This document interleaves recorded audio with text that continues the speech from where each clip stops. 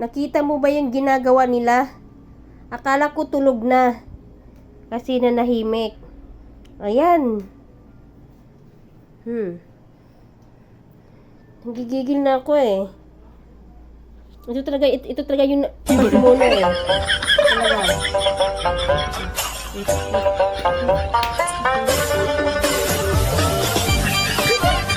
Dahil sobrang gulo nyo na, kailangan nakakulong na kayo. Diba?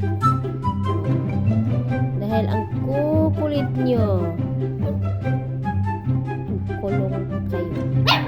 Hindi. No? Ito yung pinakampasaway, oh. Ito. Itong dalawang to. Oh? Oh? Gusto nilang lumabas, oh. Pero dyan lang kayo. Total, malaki naman yung kulungan nyo, eh. Diba? Mamaya na kayo lalabas. No? Bye-bye! Bye-bye!